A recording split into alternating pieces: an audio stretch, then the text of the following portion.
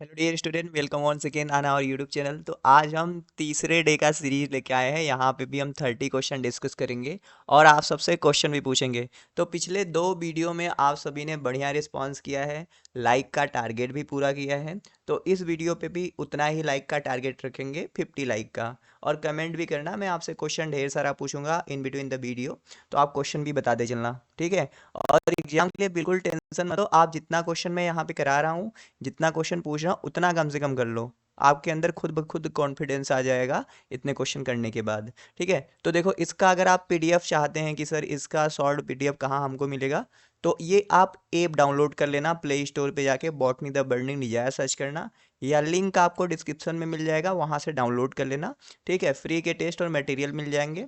Plus आप अगर botany के किसी भी एग्जाम के लिए तैयारी कर रहे हैं, एमएससी एंट्रेंस के लिए, असिस्टेंट प्रोफेसर के लिए, तो हमारा ये कोर्स बहुत बढ़िया है। ये देखिए ऑन गोइंग बैच है, यहाँ पे ढेर सारी चीज़ें हमने कवर किया है, ठीक है। ये आपको 4100 का बैच पड़ेगा फिलहाल में, और ये 4000 का। तो ये न्यू जा रहा है। यहाँ पे अभी हमने माइक्रो एल्गी फंजाई माइक्रोबायोलॉजी ख़त्म किया है। अभी हम आज से ब्रायोफाइटा शुरू करेंगे। तो अगर आप ज्वाइन करना चाहते हैं तो ये आप ज्वाइन कर सकते हैं, अगर अगले साल के लिए एमएससी एंट्रेंस या अगले साल के बॉटनी के एग्जाम का तैयारी कर रहे हो, ठीक है भाई। और अपने दोस्तों और जूनियर जो भी हैं क्लासमेट, उनको बता देना, ठीक है। क्लास में बढ़िया ही पढ़ाते हैं। जब यूट्यूब पे आपको पसंद आता है तो क्लास में तो और ही पसंद आएगा, वहाँ पे हम डीपीपी ये सब भी देते हैं। चलो, पहला क्वेश्चन आपका क्लासिफिकेशन से है। पूछ रहा है कि लीनियस का जो सिस्टम ऑफ क्लासिफिकेशन था वो कैसा था। तो लीनियस का जो क्लासिफिकेशन था वो आर्टिफिशियल था। उन्होंने फ्यू मार्फोलॉजिकल कैरेक्टर को देखा था, यानी एंथर के नंबर को देख के अपना क्लासिफिकेशन दिया था, तो आर्टिफिशियल था। सिविलिनियस को ही फादर ऑफ बायनॉमियल नॉमेनक्लेचर बोलते हैं। सिस्टेमा नेचुरी बुक इन्होंने ही लिखा था। आपको ये बताना है क्वेश्चन कि नेचुरल सिस्टम ऑफ क्लासिफिकेशन किसने लिखा था, जिसका यूज किया जाता है हर्बेरिया को अरेंज करने के लिए, ठीक है। फाइलोजेनेटिक वाला तो बहुत सारा है, लेकिन आपको हचिंसन वाला याद कर लेना है, ठीक है। हचिंसन ने फाइलोजेनेटिक दिया था, हर्बेसी और लिग्नोसी टर्म वाला। अब अगला क्वेश्चन है मैंग्रोव प्लांट शो। तो सबसे पहले आपको जानना पड़ेगा कि मैंग्रोव प्लांट होते क्या हैं। तो देखो, mangrove plant are those plant which grow on the saline water or marshy area, मतलब जहाँ पे मार्सी रहे, दलदल, तो वहाँ पे ग्रो करते हैं। तो इसमें ना एक स्ट्रक्चर और मिलता है, निमेटोफोर उसे बोलते हैं, श्वसन मूल निमेटोफोर मिलता है यहाँ पे। इसके साथ साथ ये शो करते हैं वीवी पेरी, मतलब वीवी पेरी शो करते हैं, यानी कि उनका सीड जो होता है भाई ना, वो फ्रूट के अंदर ही जर्मिनेट कर जाता है। वहाँ पे एबीए का कंसंट्रेशन डाउन होता है फ्रूट के अंदर, उसी में जर्मिनेट कर जाता है। अगर नीचे आता तो इसका एक्जियोस्मोसिस हो पाता, ग्रो नहीं कर पाता। तो इसके एग्जाम्पल में अगर हम नाम पूछे तो जैसे सुंदरवन के जो राइजोफोरा हो गए, सेनेरतिया हो गए, एनविनसीनिया, ये सब मैंग्रोव प्लांट के एग्जाम्पल हैं। आपको ये बताना है क्वेश्चन कि जो अपुंसिया है, इसका स्टेम का कुछ स्पेशल मॉडिफिकेशन देखा जाता है। स्टेम ना अपने आप को मॉडिफाइड करता है, ठीक है। स्टेम क्या करता है, मॉडिफाइड करता है। तो आपको क्या करना है, ये बताना है कि इसमें कौन सा मॉडिफिकेशन देखा जाता है ना, क्या मॉडिफाइड है। और आपको ये भी बताना है कि सीड डायमेंसी को इंड्यूस करने वाला हार्मोन कौन है, मतलब ऐसा कौन सा हार्मोन है, अगर उससे आप ट्रीट कर दोगे प्लांट को तो क्या होगा कि सीड डायमेंसी इन्हांस हो जाएगा, ठीक है। चलिए, अगला हमारा क्वेश्चन है, rolling of leaf in grass is ब्राट about by. तो जो मोनोकाट होते हैं, जिनका आइसो बाइलेटरल लीफ होता है, तो कह रहा है कि उनका रोलिंग कैसा होता है, किस वजह से होता है। तो वहाँ पे देखो बल्ली फॉर्म सेल पाए जाते हैं, इसको ना हम मोटर सेल भी बोलते हैं, मोटर सेल। और ये किस साइड पे होते हैं बताओ, एडेक्सियल पे होता है कि एबेक्सियल पे, कहाँ पे होता है, हाँ ये ना ए डेक्सियल साइड पे होते हैं, ये एडेक्सियल साइड पे होते हैं। तो ये रोलिंग करा के ट्रांसपायरेशन के रेट को कम करते हैं, तो bulliform cell. An inflorescence having flattened axis, sessile flower and whorl of involucral bract. तो देखो फ्लैटेंड एक्सिस रहेगा, ऐसे करके एक्सिस ऐसे बन जाएगा, फ्लैटेंड बन जाएगा, और यहाँ से ऐसे निकले जाएगा, इसके ऊपर ऐसे करके फ्लावर लगे रहेंगे। तो ये कौन सा इन्फ्लोरेसेंस रहेगा, इसको हम कहेंगे कैपिटुलम, ठीक है। कैपिटुलम, या आप नॉर्मली हेड भी कह सकते हैं। तो ये एस्टेरेसी का करेक्टर है। अम्बिल कहाँ पे होता है पता है आपको, अम्बिल, अम्बिल किस फैमिली में मिलता है आपको बताना है। और अम्बिल जिस फैमिली में मिलता है उसके फ्रूट का नाम बताना है आपको। कोरिम्ब कहाँ पे होता है ये बताना है, कोरिम्ब इन्फ्लोरेसेंस, जहाँ पे सारे फ्लावर अलग अलग पॉइंट से ओरिजिनेट होते हैं लेकिन एक कॉमन पॉइंट पे पहुंच जाते हैं। अम्बल में क्या होता है, ये ऐसा इन्फ्लोरेसेंस है जिनका ओरिजिन ऑफ पॉइंट एक ही होता है और सारे सेम लेंथ तक पहुंचते हैं ना। धनिया में देखे होंगे, गाजर में देखे होंगे, मैंने तो बता भी दिया। अगला क्वेश्चन है, if the centromere is slightly away from the middle of the centromere is known as the, मतलब अगर जैसे ये करके ऐसे रहेगा, ये थोड़ा सा ऐसे रहेगा, ये किस तरह का क्रोमोसोम है, तो इसको हम कहेंगे सब मेटासेंट्रिक क्रोमोसोम। अगर टिप पे रहेगा सेंट्रोमियर तो टीलोसेंट्रिक, एकदम टिप से थोड़ा सा इधर रहेगा तो एक्रोसेंट्रिक, एकदम बीच में रहेगा तो मेटासेंट्रिक, तो इसे सब मेटासेंट्रिक। ये क्वेश्चन आता है। The biotic component of ecosystem, ecosystem का बायोटिक कंपोनेंट कौन है, तो आप देखोगे इकोसिस्टम का बायोटिक कंपोनेंट की तरह हम प्रोड्यूसर को भी कंसिडर करेंगे, कंज्यूमर को भी कंसिडर करेंगे और डीकम्पोजर को भी कंसिडर करेंगे। ठीक है भाई। रोंकियर लाइफ फॉर्म में ट्री क्या है, तो सबसे पहले आपको कमेंट सेक्शन में ये बताना है कि रोंकियर लाइफ फॉर्म जब आया था तो उसमें प्लांट को कितने भागों में बांट दिया गया रोंकियर के द्वारा, प्लांट को हाउ मेनी पार्ट में, 4, 5, 6, 7। तो देखो जो ट्री आप आसपास देखते हो जहाँ पे पेरिनेटिंग बर्ड जो होते हैं वो काफ़ी हाइट तक रहते हैं तो उसको हम फिनरोफाइट बोलते हैं। थीरोफाइट क्या होता है ये बताना आपको, अच्छा बताओ। जो सॉइल के नीचे बर्ड रहेगा तो उसे क्या कहेंगे, और जो ऐसे प्लांट रहेंगे जो एडवर्स कंडीशन अपना सीड के फॉर्मेट में गुजार लेंगे उसे क्या कहेंगे। इलेटोफोर कहाँ पे पाए जाते हैं, तो देखो इलेटोफोर यानी बंच ऑफ इलेटर, यानी ग्रुप ऑफ इलेटर रहेंगे, ग्रुप ऑफ इलेटर जो स्पोर डिस्पर्जल में ब्रायोफाइट में हेल्प करते हैं, सम ऑफ द ब्रायोफाइट में। तो ग्रुप ऑफ इलेटर को हम इलेटोफोर बोलते हैं। तो इलेटोफोर ना हमें दो तरीके से पूछता है, एक बोलता है कि भाई एपिकल इलेटोफोर कहाँ पे होता है, दूसरा बेसल इलेटोफोर कहाँ पे होता है। तो बेसल इलेटोफोर तो आपका कहाँ पे होता है, पेलिया के अंदर होता है बेसल। ठीक है। आप कमेंट सेक्शन में बताना कि एपिकल इलेटोफोर कहाँ पे होता है, एपिकल इलेटोफोर, इलेटोफोर कहाँ पे होता है ना, कमेंट सेक्शन में मैं सबका चेक करता हूँ। आप ना कमेंट करोगे तो ज़्यादा इंटरेक्टिव रहेगा। The periderm is made up of, तो पेरीडर्म देखो किससे मिलके बना होता है, वो फेलम, फेलोजेन और फेलोडर्म से मिलके बना होता है। ठीक है। प्लांट एनाटॉमी का सबसे फेवरेट क्वेश्चन है। तो फेलम को हम कार्क बोलते हैं, इसको हम बोलते हैं कार्क कैम्बियम, इसको बोलते हैं सेकेंडरी कॉर्टेक्स। तो ये भी आपको याद करना है। अब वनीला देखो एक फ्लेवरिंग एजेंट है, मतलब स्वाद बढ़ाने के लिए इसका यूज किया जाता है। तो वनीला प्लांट किससे बिलोंग करता है ये पूछ रहा है, तो Orchidaceae one of the largest family of the flowering plant, तो आर्किडेसी से बिलोंग करता है। जिंगी बरेसी से बताओ, कोई जानते हो ऐसा कोई प्लांट जो जिंगी बरेसी से बिलोंग करता है, खाना घर में बनता है ना डेली। जिंगी बरेसी फैमिली तो हमेशा ही दाल बना लो या सब्जी, सब कुछ में Zingiberaceae. The element taken up by the mycorrhizal fungus directed from the leader, तो माइकोराइजा सबसे पहले आपको बताना है क्या होता है। माइकोराइजा क्या होता है, फंजाई का एसोसिएशन होता है रूट ऑफ हायर प्लांट के साथ, रूट ऑफ हायर प्लांट के साथ फंजाई उसके साथ एसोसिएशन बना लेती है। फिर वो क्या करती है, वो न्यूट्रिएंट के अपटेक को इन्हांस करती है, मोस्टली कौन से न्यूट्रिएंट को, फास्फेट को, तो यानी फास्फेरस, फास्फोरस को। माइकोराइजा देखो हम इक्टो माइकोराइजा बोलते हैं प्लस इंडो माइकोराइजा बोलते हैं प्लस वेसिकुलर आर्बोस्कर माइकोराइजा। तो इक्टो माइकोराइजा कहाँ पे होता है ये सब कमेंट में आप बताना, इक्टो माइकोराइजा कहाँ पे होता है, किस प्लांट में इक्टो माइकोराइजा कहाँ पे होता है। ठीक है। प्लस इंडो माइकोराइजा कहाँ पे होता है, इंडो माइकोराइजा कहाँ पे होता है। आपको अगर नहीं आ रहा है ना तो आप कमेंट सेक्शन देख लो, वहाँ पे आंसर दिए होंगे। ठीक है। प्लस आपको बताना है हर्टिग नेट का फॉर्मेशन किस तरह के माइकोराइजा में होता है, हर्टिग नेट का फॉर्मेशन। प्लस आपको ये बताना है कि जो वैम होता है, वैम वेसिकुलर अर्बुस्कुलर माइकोराइजा, कौन से ग्रुप की फंजाई होती है जो यहाँ पे एसोसिएशन करती है, विच ग्रुप ऑफ फंजाई। अब देखो माइकोराइजा से ना मुझे नहीं लगता कि इसको छोड़ के बाहर से क्वेश्चन आएगा, तो हमने तो सब बताया आपको। Transport of protein into mitochondria is through, देखो प्रोटीन का सिंथेसिस मोस्टली साइटोसोल में राइबोसोम के थ्रू हो रहा है। तो अभी हर एक ऑर्गेनेल को प्रोटीन तो चाहिए ना फंक्शन कराने के लिए, तो उस प्रोटीन को भेजना पड़ता है साइटोसोल से हर एक ऑर्गेनेल में, अगर वो प्रोटीन नहीं जाएगा तो डिजीज होगा कोई। तो अब माइटोकॉन्ड्रिया के अंदर प्रोटीन भेजना रहता है तो वहाँ पे ना कॉम्प्लेक्सेस काम करते हैं, उस कॉम्प्लेक्स का जैसे पोर रहते हैं थोड़ा मेम्ब्रेन पे, आउटर पे टॉम होता है, अंदर पे टिम पार्टिकल होता है, तो उसके थ्रू होके जाते हैं। टिकटॉक कहाँ पे होते हैं, ये क्लोरोप्लास्ट के पास होते हैं। ठीक है। और हर हर एक प्रोटीन को जाने के लिए ना उसके पास एक नेम टैग होता है, सिग्नल सीक्वेंस होता है।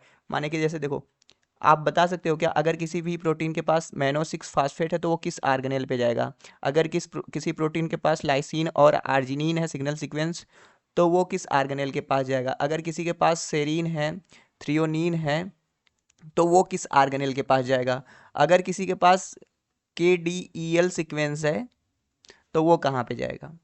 नहीं आ रहा है? कमेंट सेक्शन चेक करो, कोई ना कोई जरूर बताएगा, मुझे भरोसा है अपने स्टूडेंट पे, आप पे भरोसा है, अरे आप भी बता दोगे। और मैं जानता हूँ जैसे ये थोड़ा सा है ना, ये थोड़ा सा आउट ऑफ द बॉक्स है, CSIR का लेके है, लेकिन आप अगर SSB OPSC के लिए कर रहे हैं तो थोड़ा सा आउट ऑफ द बॉक्स जाके करोगे तो सही रहेगा। आप टीचर बनने जा रहे हो ना, तो थोड़ा सा तो चीज़ें आनी चाहिए। पहले नहीं पढ़े तो कोई दिक्कत नहीं है, अभी पढ़ लेना। What is the function of statolith? आप कहोगे सर ये क्या टर्म है स्टेटोलिथ? तो स्टेटोलिथ देखो ना कहाँ पे होता है, रूट कैप में पाया जाता है। रूट कैप जो होता है आपका कैलिप्ट्रोजेन वाला पार्ट, वहाँ पे पाया जाता है। और वो क्या करता है, ग्रेविटी को परसीव करके ना वहाँ पे उसको नीचे की तरफ रूट को ग्रो कराने में हेल्प करता है। तो ग्रेविटी सेंसिंग स्ट्रक्चर होता है जो रूट में पाया जाता है ना। बढ़िया क्वेश्चन है ना। Which of the following vitamin is the precursor of coenzyme A? तो कोएंजाइम ए का प्रीकर्सर आपका पेंटोथेनिक एसिड होता है। राइबोफ्लेविन को विटामिन क्या बोलते हैं, B1 कहते हैं ना, ऐसे करके। तो आप ये सब याद कर लेना। Lichen, in lichen that have the both, lichen मिलके बना होता है ग्रीन एल्गी से और साइनोबैक्टीरिया से, लेकिन लाइकेन में एक ऐसा स्ट्रक्चर बन जाता है जहाँ पे ग्रीन एल्गी ना रह के सिर्फ साइनोबैक्टीरिया रहता है, एक सेपरेबल आउटग्रोथ बन जाता है जहाँ पे साइनोबैक्टीरियल स्ट्रक्चर स्टिक्ट हो जाती है, तो उसे सिफेलोडिया बोलते हैं। वेजिटेटिव रिप्रोडक्शन में हेल्प करता है। प्लस इसीडिया जो है भाई, ये भी वेजिटेटिव रिप्रोडक्शन का है। प्लस ये फोटोसिंथेटिक एरिया को भी बढ़ाने में हेल्प करता है। सोडेरिया भी सेपरेटेबल आउटग्रोथ होता है, वेजिटेटिव ही का ना, ठीक है। अच्छा बताओ, लाइकेन जो होता है आपका, इसमें एनालागस टू स्टोमेटा कौन होता है? मतलब इसका स्टोमेटा का क्या नाम है? लाइकेन में जो स्टोमेटा की तरह काम करता है उसका नाम बताना है। इनहिबिटर आप जीए का मतलब नहीं समझते, जिब्रेलिन होता है भाई। जिब्रेलिन का इनहिबिटर कौन है? तो यहाँ पे देखो, टीबा तो ऑक्जीन का है भाई, और ये सब तो छोड़ दो। पैक्लोबिट्राजोल हो गया, ये जीए का इनहिबिटर है। पैक्लोबिट्राजोल हो गया, अमोसिस्टिन 18 हो गया, CCC हो गया, ये सारे सब इनहिबिटर हैं। डेल्ला, one of the following is the inhibitor of mitochondrial electron transport chain. Rotenone जो होता है देखो, ये आपका कॉम्प्लेक्स 1 को इनहिबिट करता है, रोटेनोन कॉम्प्लेक्स 1 को। अब देखो कॉम्प्लेक्स 2 है, 3 है, और 4 है हमारा, और हमारे पास 5 है। तो 2 को देखो मैलोनेट करता है, ये सब लिख लेना ना, 2 को मैलोनेट करता है, 3 को एंटीमाइसिन करता है,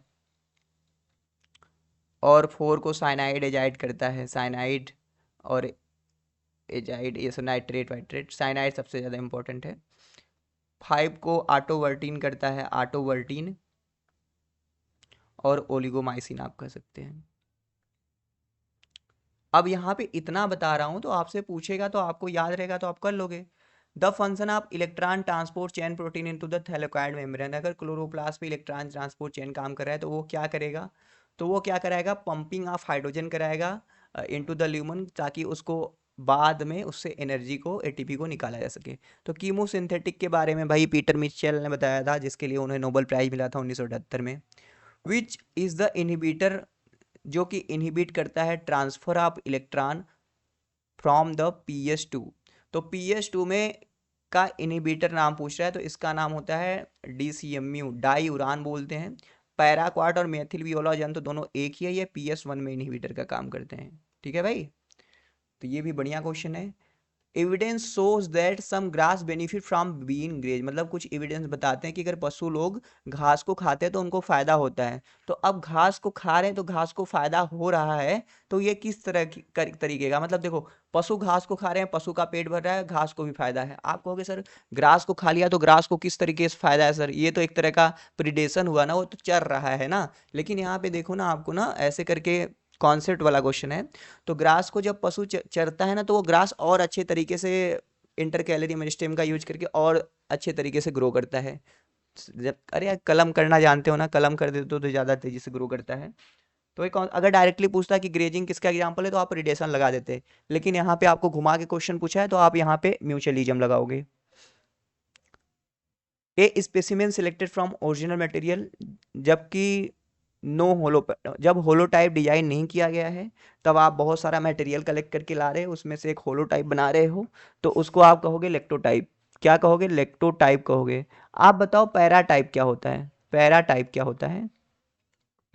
basic unit of numerical taxonomy. तो बस न्यूमेरिकल टेक्सोनॉमी से 2 क्वेश्चन याद रखना, एक स्मिथ एंड सॉकल ने दिया था, दूसरा है इसका बेसिक यूनिट, उसको बोलते हैं ऑपरेशनल टेक्सोनॉमिक यूनिट। तो ऑपरेशनल टेक्सोनॉमिक यूनिट हो गया OTU। अमेज टेस्ट क्या है भाई? तो देखो आपने म्यूटेशन सुना होगा। म्यूटेशन मतलब डीएनए के अंदर सडन चेंज आ जा रहा है जिसकी वजह से भाई घाटा हो रहा है बहुत सारा। तो अमेज टेस्ट यही बताता है कि कोई भी पार्टिकुलर म्यूटाजेन है तो उसका म्यूटेशन करने का एबिलिटी कितना है, या वो फिजिकल म्यूटाजेन हो, केमिकल हो या बायोलॉजिकल हो। अमेज टेस्ट किया जाता है म्यूटाजेनिसिटी को पता कराने के लिए।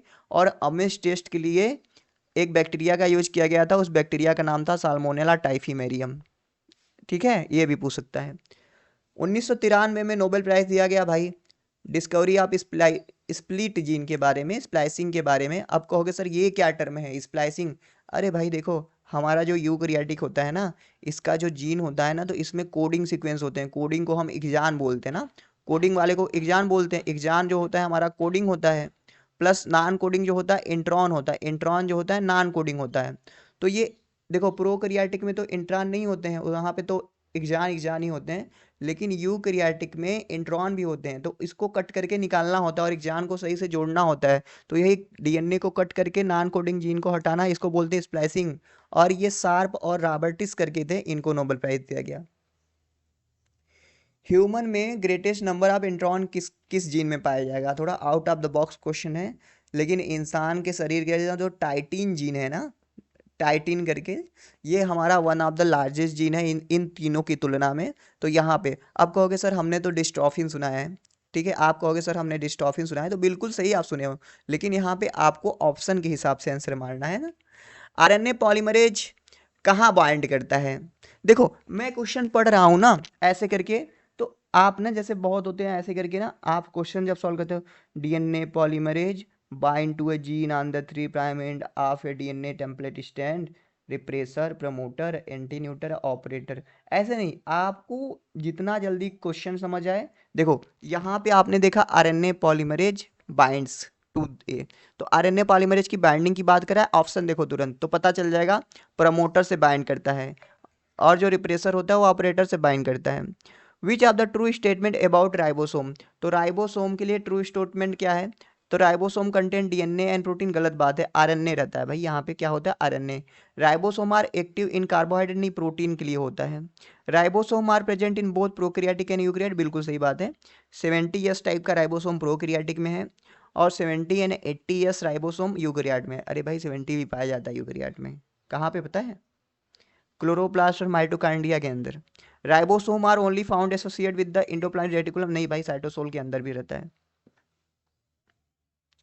अगला क्वेश्चन है, select the correct option from the following, one is the example of colonial and other is the heterotrichous. तो कॉलोनियल एल्गी देखो यहाँ पे हो जाएगा वाल्वाक्स, जिसके कॉलोनी को हम सिनोबियम बोलते हैं, और दूसरा हमारा हेटेरोट्राइगस जो कि होगा आपका कोलियोचिट। Structure which arise from the funicle and surround the ovule more or less completely after the post fertilization। तो फ्यूनिकल एकदम चारों तरफ से ऐसे घेर दे रहा है, उसको हम देखो एरिल बोलेंगे। लीची में पाया जाता है, इसको हम थर्ड इंटीगुमेंट बोलते हैं। ठीक है, थर्ड इंटीगुमेंट एरिल। और अगर रिसनस में थर्ड इंटीगुमेंट देखोगे तो वो क्रैंकल होगा। एंटीसेंस आरएनए टेक्नोलॉजी क्या है भाई? जिसको हम क्वेरिंग भी बोलते हैं, आरएनए इंटरफेरेंस भी बोलते हैं। तो एंड्रयू जेटफायर एंड क्रैक्सीमेलो ने बताया था। मतलब जैसे देखो ना, आपने ये सुना होगा नाम फ्लेवर सावर। तो ये एक ऐसे टेक्नोलॉजी थी ना जहाँ पे जो था कि भाई उसके एज को कम किया जा सके, मतलब टमाटर पक रहा है तो उसको रोका जा सके। तो जो जानते हो टमाटर कैसे पकता है, टमाटर के पास मिडिल लैमेला होता है, तो एक एंजाइम होता है पॉलीगैलेक्टोरेनेज, तो वो पॉलीगैलेक्टोरेनेज मिडिल लैमेला को डिजोल्व करता है, तो वो क्या होता है, वो पक जाता है। तो हमने किया क्या कि पॉलीगैलेक्टोरेनेज को जो कोड करने वाला जीन था, आरएनए जो था, एमआरएनए जो था, उसी के कम्प्लीमेंट्री एमआरएनए को हमने बाहर से डाल दिया टमाटर में। तो यूकैरियोटिक में एक सिस्टम होता है कि अगर डबल स्टैंडर्ड आरएनए कहीं भी बनेगा किसी के यूकैरियोटिक के शरीर में ना, उसको कट कर दिया जाएगा, भगा दिया जाएगा। डाइएसर नाम का एंजाइम होता है, वो कट करता है। तो जब हम डाल दिए बाहर से उसके कम्प्लीमेंट्री आरएनए का, तो पॉलीगैलेक्टोरेनेज के जीन से वो बाइंड किया, उसको तुरंत खत्म कर दिया गया। अब पॉलीगैलेक्टोरेनेज बना नहीं, मिडिल लैमेला डिजॉल्व नहीं हुआ, वो एकदम हरा भरा बना रहा। तो सिलेक्टिवली ब्लॉक जीन एक्सप्रेशन को करने के लिए ये टेक्निक यूज करते हैं भाई। तो यहाँ पे भी देखो हमने कितना 30 क्वेश्चन की बात की है, तो 30 क्वेश्चन में आपको ढेर सारा चीज सीखने को मिला होगा। ठीक है भाई, यही सारे क्वेश्चन आते हैं अब एक बात बताऊँ, देखो हमारा ये ऐप है ना, जरूर डाउनलोड कर लेना प्ले स्टोर से। आपसे मिलेंगे हम नेक्स्ट वीडियो में और सारे क्वेश्चन के साथ में, ठीक है। और आप मेंशन ये भी कर सकते हो कि आपका 30 क्वेश्चन में से मतलब आपका कितना सही हो जाता है क्वेश्चन। मैं जानता हूँ अगर आप तैयारी किए हो ना तो 25 प्लस तो आराम से सही कर सकते हो। मैं वही क्वेश्चन लेके आता हूँ जो रिलेवेंट है।